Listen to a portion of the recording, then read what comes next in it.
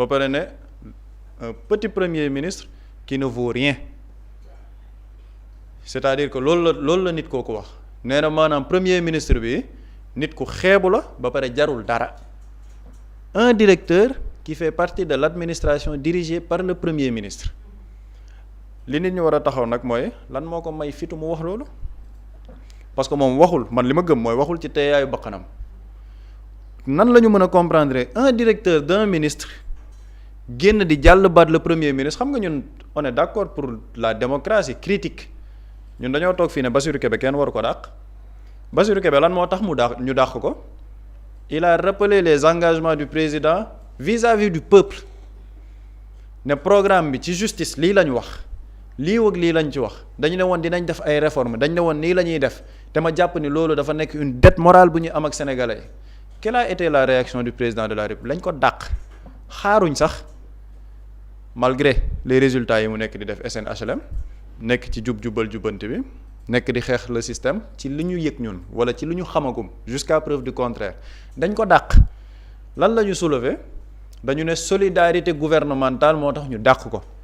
soit Bassirou Kébé ñu teg Salimata Dieng dañ ko dàq lan moo tax ñu dàq ko dafa ne jeunes yi dañ leen a war a gën a promouvoir gën leen a war a jox nopp par rapport ak ni ñuy diriger l'État chargé de mission la woon au niveau de la présidence dañ ko dàq automatiquement lan moo tax ñu dàq ko solidarité gouvernementale waaw léegi Baye Mayoro Diop mii ñuy wax jàll na sax solidarité gouvernementale parce qu'il faut qu'on rappelle les principes le premier ministre bi muy jàll baat premier ministre boobu décret moo ko fi bàyyi de c'est-à-dire que dañ ko nommé par décret kan moo ko nommé le président de la République donc moom inconsciemment il ne s'attaque même pas au premier ministre il s'attaque au président de la République parce que si le premier ministre il ne vaut rien yow président de la République yow yaa ko fa tàbb léegi lan moo ko may fit boobu parce il pense avoir le parapluie présidentiel maanaam man Diomaye président laa bokk bu ma neexee jàll baat premier ministre dara du ci xew lii mooy fit bi et lii nag c'est un cas extrêmement grave jamono jii fi ñu toll au Sénégal et ce n'est pas une première muy def sortie yi te li tax ce n'est pas li tax mu extrêmement grave dans la foulée le ministère de tutelle dafa génnee communiqué ne la personne en question dañ ko rappeler à l'ordre plusieurs fois depuis septembre 2025 convoqué nañ ko le secrétaire général convoqué nañ ko et ñoom il se désolidarise de sortie yi muy def mais bu fekkee ni ministre bi sax mënul dara ci waa ji mais waa ji lan moo ko fa bàyyi parce que Baye Mayoro Diop il a été nommé par décret na nit ñi di leeral loolu il a été nommé par décret moo ko fa mën a dindi xam nga ministre yi am nañ pouvoir def arrêté dàq nit mais ku ñu nommé par décret un arrêté mënu ko dàq décret moo ko mën a dàqaat waaye léegi lan moo tax nag cette personne depuis plusieurs mois muy def ay attaques vers le premier ministre dara du ko ci fekk bii nag man damaa jàpp ni c'est l'attaque de trop parce que li mu wax moo doy waar dafa ne ce petit premier ministre qui ne vaut rien man damaa gëm ne dans un état qui se respecte et qui prône la solidarité gouvernementale waru fa woon def 48 heures te dàquñ ko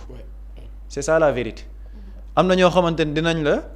non il est d'usage d'attendre le conseil des ministres pour que ñu dàq ko Cheikh Omar Diagne bañ koy dàq xaaruñ conseil des ministres Pape Mada Ndour bañ koy dàq xaaruñ conseil des ministres dañoo jël décret dàq ko remplacer ko par keneen directeur bu nekk ci biir administration jàll baat son chef de l'administration ne ko yow jaroo dara 48 heures waroo ko fa toog. ay conseil du président te xaaruñ par décret te xaaruñ ko conseil des ministres. c'est parce que xëy na bu fekkee ne daa am lu muy def noonu bu fa toogee maanaam l'affaire elle est simple buñ ko dàqul c'est parce que ça ne dérange pas ki nga xamante ne moo ko fa tabb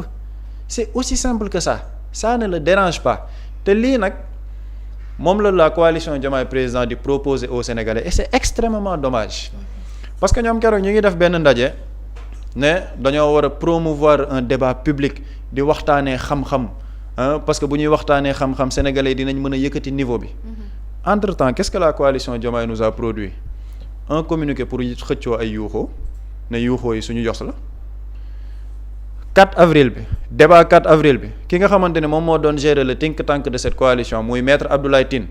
il est parti dans un débat mentir éhontément devant le peuple sénégalais ne proposition par rapport aux réformes de la justice yóbbu nañ ko assemblée nationale jox nañ ko président commission des lois muy Abdoulaye Tall génnee un communiqué démentir ko ne ñoom jotuñ dara et kooku il fait partie des cadres de cette coalition Diomaye Président donc en un week-end tu as maître Abdoulaye Tall bu dem plateau mentir au peuple sénégalais tu as Baye Mayoro Diop qui insulte le premier ministre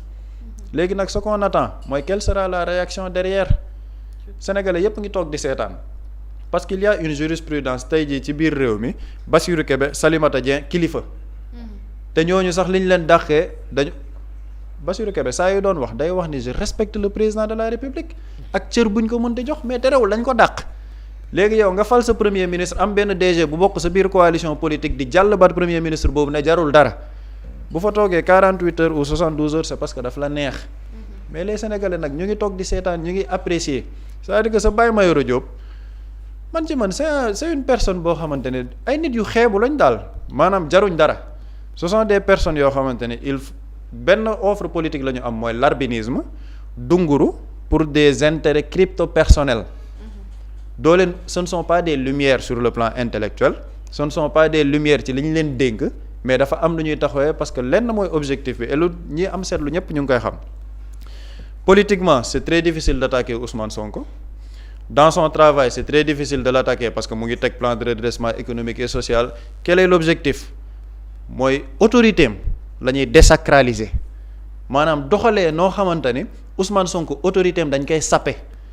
benn DG bu ñëwee génn wax ci moom kenn defu ko dara beneen DG génnaat wax beneen DG génnaat wax après ñu ne ce premier ministre là patron de l'administration amul autorité au niveau même de son administration après qu'est-ce qui peut s'en suivre c'est une question est-ce que l'objectif ce n'est pas de saper l'autorité du premier ministre pour après dàq ko c'est une interrogation c'est une analyse. vu que moom sax mu ngi tànn kal njiitu réew war a dàq ak dem ku ci mel ni Waly Diouf Bodiang. absolument maanaam moom ay sorties mu ngi naan diw dañ ko war a dàq diw dañ ko war a dàq te pourtant moom ba tey il est en poste gis nañ sorties yi nga xamante ne ñu ngi koy def ci premier ministre dara fekku leen ci. je donne pour exemple par rapport à cette coalition Diomaye Président Bougar Diouf amul lu mu waxul ci Ousmane Sonko kenn mësu ko dàq ci coalition Diomaye Président. il a suffi que mu ne dañuy soutenir Macky Sall ci lañ ko dàqee coalition Diomaye Président donc dans cette coalition tu peux insulter Ousmane Sonko on t'applaudit y a pas de souci boo waxee dañuy soutenir Macky Sall ci lañ lay dàq donc ñoom dañuy légitimer le fait que ñu mën a saaga Ousmane Sonko man nag analyse laay def l'objectif man bi ma gëm mooy saper son autorité ba administration benn DG bu mu neex mën na jóg wax ci moom lu ko neex dara du la ci fekk après ñu ne kii téewul son administration lenn mën na ci topp mooy xëy na ñu dàq ko et donner un justificatif pour mën ko dàq au peuple sénégalais c'est une interrogation et nit ñi nañu ubbi seen xel yi bu baax di xool ce qui est en train de se passer parce que man lenn de laa gëm cette semaine bu ñu dàqul Baye Mayoro Diop c'est parce que nekkam daa am kum fa neex et j'en veux pour preuve Abdourahmane Diouf premier ministre Ousmane Sonko dafa toog jàkkaarloog sénégalais ne dafa am ci luñ ko gis dafa am ci luñ ko jàpp moo tax ñu randal ko waaye dañ koy génnee ci gouvernement bi parce que kooku warul siéger ci ñun ñëpp ne non Abdourahmane Diouf bu toogaatee une semaine ci gouvernement boobu le président aura fait son choix Abdourahmane Diouf ba léegi mu ngi ci biir gouvernement boobu il fait partie des plus grandes têtes de la coalition Diomaye Président donc li xew ni ce n'est pas un fait isolé man gëwuma ni dafa nekk nii rek Baye Mayoro Diop génn wax déedéet dafa am une chronologie bu mu topp et les Sénégalais nag ñu ngi xool mais en tout cas les gens sont extrêmement choqués ci nit mën a génnee ci coalition Diomaye Président di wax lii Ousmane Sonko te dara du ko ci fekk par rapport aux efforts qui ont été consentis par rapport à comment le président de la République il a été élu parce que tey jii ki ñuy jàll baat naan ko jarul dara kooku moom moo tax moom mu falu parce que c'est lui qui l'a désigné donc sénégalais du lii la ñu doon xaar et on attendra de voir nag lan moo ci nekk la posture de l'exécutif par rapport à tout ça bu fa continuer di nekk daa am ku mu neex et les sénégalais après apprécieront. d'autant plus que moom sax moom la campagne buri ba tey ñu des ci li nga xamante ni mooy kàddu yu Baye Mayoro yëkkati mu doon un autre trodi. bon je pense que kàddu yi am na ñu déggulu français va falloir que ñu xam waa ji lu mu wax Baye Mayoro Diop li mu wax mooy en ce jour solennel maanaam bésu 4 avril la bind bataaxalam mu ne tey yem ak ñeenti fan ci weeru avril 2026 nga xam ne la ñuy màggal suñu moomul li suñu réew moom boppam lenn rek laay sàkku mooy ñu dàq ca na mu gën a gaawee nit ku tuuti kii ilimaanu jëriñ gu tuuti gii di Ousmane Sonko mi nga xam ni qui ne vaut rien du tout maanaam tekkiwul dara lii la waa ji wax et c'est un directeur boo xam ni dafa tëggu ci un ministère bi nga xam ni ministère boobu dafa am kilifa muy le premier ministre waxuma le premier ministre de mais moom ministre de tutelle am maanaam Moussa Balla Fofana moom bu yëkkati woon kàddu yi jëmale ko ci supérieur am automatiquement décret bi dafa war a jóg mu tëb mais jéggi na moom tutelle am dem ca ka nga xam ni mooy kilifay kilifaam ne ko tekkiwoo dara lii mooy wax ji léegi maintenant lan moo tax mu nekk problème et pourquoi les gens attendent et je pense que tey avec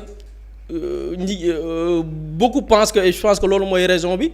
mooy li yanu maanaa bi mu waxee lii automatiquement bu dee parce que gis nga cohérence xool gars yi dañuy jël fait sur fait Pape Samba a bien fait de rappeler le cas de Bassirou Kébé Salimata Dieng dañ leen dàq pour manque de solidarité gouvernementale te pourtant boo demee li ñu wax à travers des sorties wala keneen la mbind amul injure amul wax bu ñaaw amul jàllale baat boo xamante ni ku ko dégg taf say nopp Diomaye recevoir waa Pastef ñu laaj ci loolu mu ne boo nekkee ci gouvernement waroo waxee nu mu la neexee président Diomaye moo ko wax de bi mu dalalee les responsables de Pastef au palais ci weeru koor gi munoo génn di waxee nu mu la neexee maintenant on attend lii mooy daj dëpp gi suba mooy daj dëpp gi ba xam loolu président daf ko wax lii kàddu président moo nekk en jeu fii ak suba kii waxul solidarité gouvernementale de lii dafa ware benn genre indiscipline bu am ci dans la gestion du pays maintenant bu amul xam nga bu dee ni amul dañ ko fa bàyyi ba tey mooy dafa neex le président de la République Bassirou Diomaye Faye et dafay dëggal li nit ñi doon ruumandaat ni dafa nekk ci dooleel képp koo xam ne noonu Ousmane Sonko nga xam nga wax ji dafa am lu ko jiitu Ousmane Sonko dafa def une déclaration joxoñ baaraam la société civile et Ousmane Sonko ñun bi muy wax loolu ñun ñoo ko fi njëkkoon wax fii société civile tu défends les intérêts des Sénégalais on peut pas se permettre un membre de la société civile ñu jàpp nit pour détournement nga koy layal tu n'es plus membre de la société civile mënoo réclamer en tant que société civile nit toog ci télé ñu condamné nit ñu jàpp nit tuumaal ko ni viol la lay toppee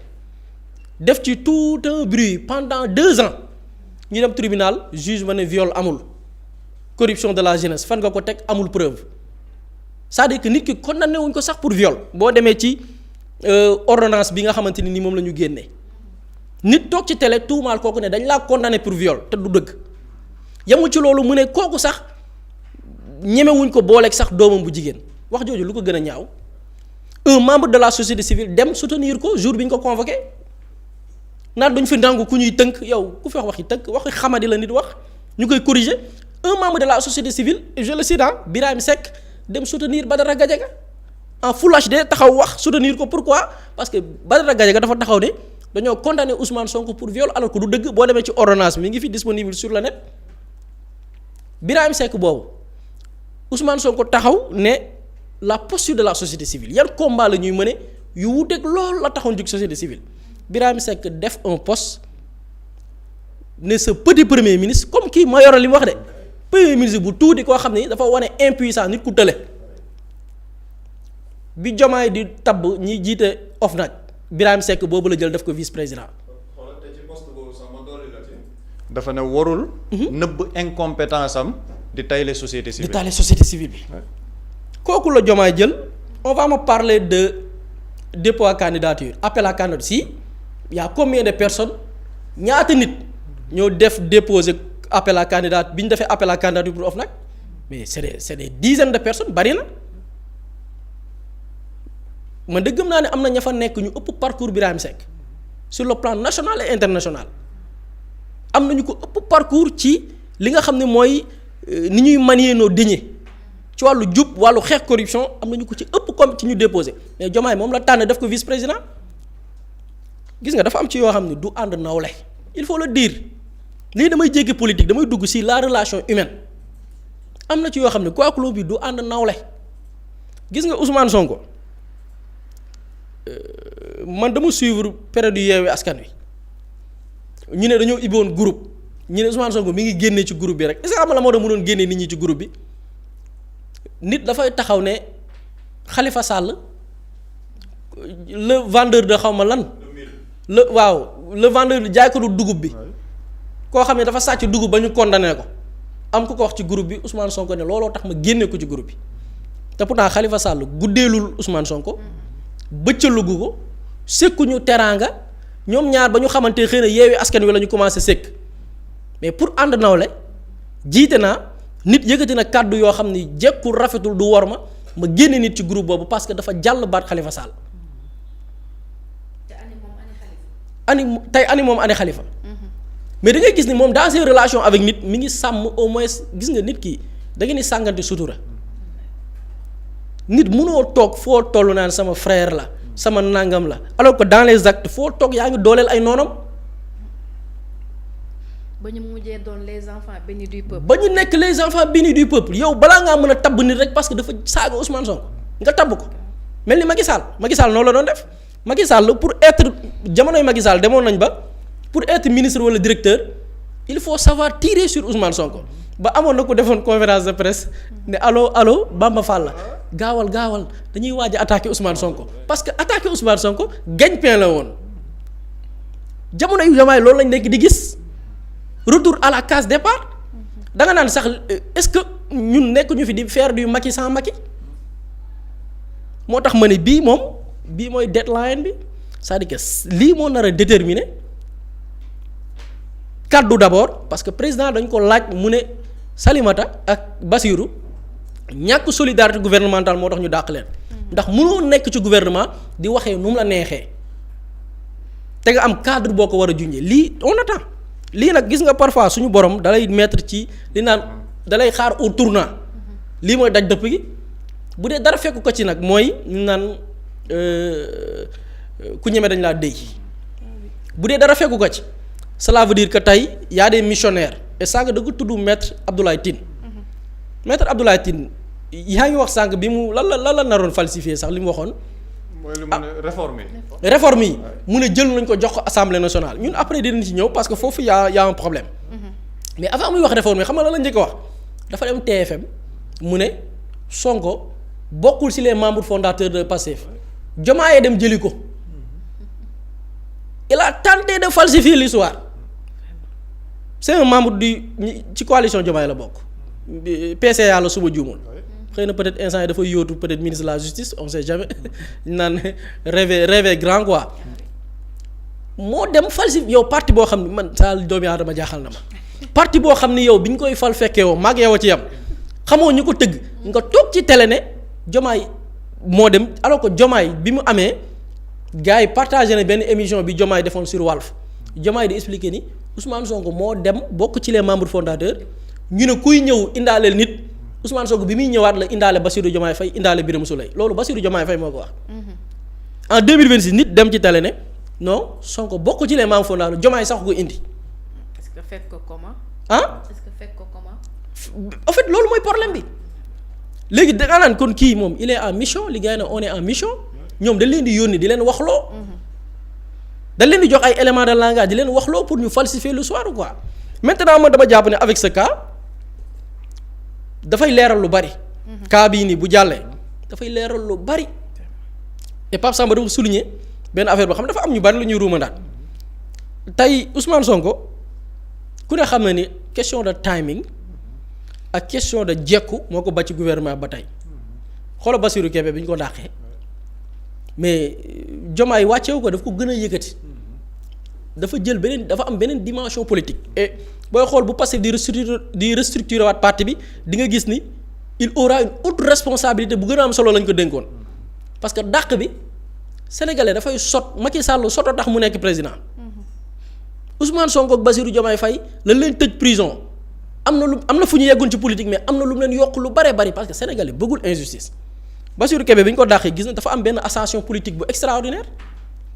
et dans les mois ou bien les années à venir il sera un profil boo xamante ni au sein de Pastef mais pourquoi parce que dañ ko dàq jaay ko doole dàq ko léegi imaginez sëgam kooku dàqam moo am impact tey Massamaak Ousmane Sonko tey nga xëyoon dàq ko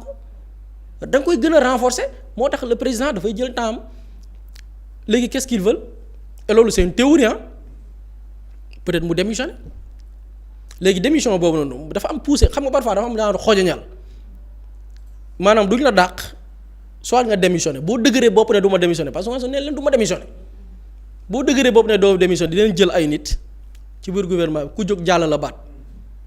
ñoo xam ne mosuñu gagné seen biir kër boo organisé woon élection imaginez un politique taxaw di fëgg dënd jëlal Abdourahmane Diouf taxaw di fëgg dënd bureau de vote mënoo ko gagné ñu lay jàll baat di la gaaruwaale. est-ce que loolu mën na flancher loo ki nga xamante ne mooy Elimane Diouf ak lu mu daj yépp ci jamonoy Macky Sall. munul nekk man jàpp naa lu mu daj ci jamonoy Macky Sall mënatu koo daj. du ko munu yëngalu ko. c'est-à-dire que moom bougéwul mais dinañ ko mais leneen lu gën a garaaw nag dinañ ko teg c'est-à-dire que ñun affaire nañ ko pousser jusqu'au bout avec ce cas dafay wane ni ok la stratégie pousser ko vers la sortie maanaam xoñañal ko nit ku jug koo xam ni saa yi représenté wul dara fu mu jóg saaga ku jug yàq lu mel ni xam te ci biir gouvernement bi lay bokk moom gouvernement bi mu diriger loolu c'est une manière de pousser vers la sortie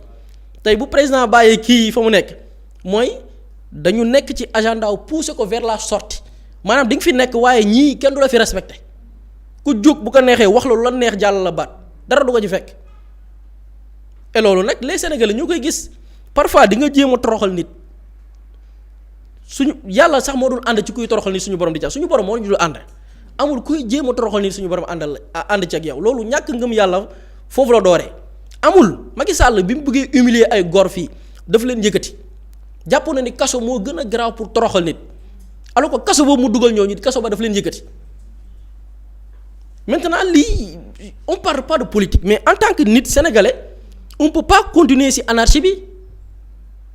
gars yi dañu faloon un gouvernement boo xam ne y aura de la discipline respect mais cette anarchie là lii kenn xamul lu mu doon maintenant bu gars yi di jóg di casse de gauche à droite kenn du leen respecter les mouvements syndicalistes du leen respecter parce que y a des gens qui sont dedans qui ne respectent même pas le chef du gouvernement bu amul nag ñi ngi xaar fii ak demee bu amul cela veut dire que lii yëpp neex na président de la République Bassirou Diomaye Faye moom la neex. tout ça vu que moom sax njiitu réew moo waxoon lépp lu jëm ci gouvernement bi képp ku ci def lu la warloo rek ñoom ñoo lay njëkk a jug sa kaw doy na waar daal. mooy test bi moom bii mooy le grand test. bii moom beneen affaire. non c'est-à-dire que xam nga foofu li ma ci yokk sax mooy li Boury wax xam nga Ousmane Sonko ba mu demee assemblée dafa ne woon il y avait un besoin de clarification et maintenant les choses sont claires plus ñuy dem nag mbir yaa ngi gën a leer. plus ñuy dem mbir yaa ngi gën a leer mais damay rejoindre Boury ci li ma wax gis nga bii c'est la clarification ultime parce que Boury mu ngi koy wax yàlla c'est-à-dire que bu def yenn mbir yi sax dalay xaar parce que Bassirou Keba génn nga dàq keneen génn nga dàq tey jii nag am nga yow cas boo war a gérer koo xamante ne ci sa biir la bokk léegi sénégalais yépp ñu ngi ubbi seen bët nag di xool quel sera le traitement qui sera accordé à Baye Mayoro Diop parce que li Baye Mayoro Diop def moo gën a garaawati sax li ñeneen ñi def ba ñu dàq leen c'est-à-dire que ñooñu defuñ sax un tiers de li saa waay wax defuñ ko mais le gars il peut le dire tranquillement ministère de tutelle am génnee communiqué pour dire que depuis septembre 2025 na ngay jàpp date bi depuis septembre 2025 ñu ngi convoqué woo nit ki par rapport à ses sorties di wax ak moom septembre 2025 ak avril 2026 ñaata mois ñoo ci dem ba tey jii mu ngi foofu ba tey jii mu ngi ci direction bi muy diriger. lan moo ko fi bàyyi bu fekkee ni même son ministère n'est pas d'accord avec son comportement parce que di ko fàttali kooku décret lañ ko falee décret moo ko mën a dindiwaat ministre bi mënul jug dàq ko donc ministre bi def na li ko war ci mbir mi léegi kin ciy xaar nag mooy ki ko fal par décret te ki ko fal par décret nag waa ji wax moom ci coalition la bokk muy Diomaye président léegi nag fii la mbir yi yépp di leeree c'est-à-dire que sénégalais buñ toogee suba ginnaaw suba Baye Mayoro Diop nekk toujours en poste na sénégalais yépp jàpp ni administration ku ci génn jàll baat Ousmane Sonko wala wax ko loo xamante ni daf koy tuutal xëy na am nga koo xamante ni moo la ko may moo la ko permettre te neex na le président de la république parce que président de la république ñi wax li ko neexul yépp da leen a dàq très rapidement da leen a dàq donc bii nag mooy la clarification ultime et sénégalais yépp nag ñu ngi ubbi seen bët di xool maa ngi gis am ñu naan non yéen a des ci mbir yi ba léegi xam nga lan moo tax nit ñi di ci wax dañoo fal un président de la république fii ba 2029 2026 ba 2029 il y a 3 ans 3 ans yooyu les sénégalais vont continuer à être critiques des critiques objectives yoo xamante ne dañ koy teg pour xool réew mi nu muy jëmalee kanam parce que ba ñuy dem ci sénégalais di leen laaj seen baat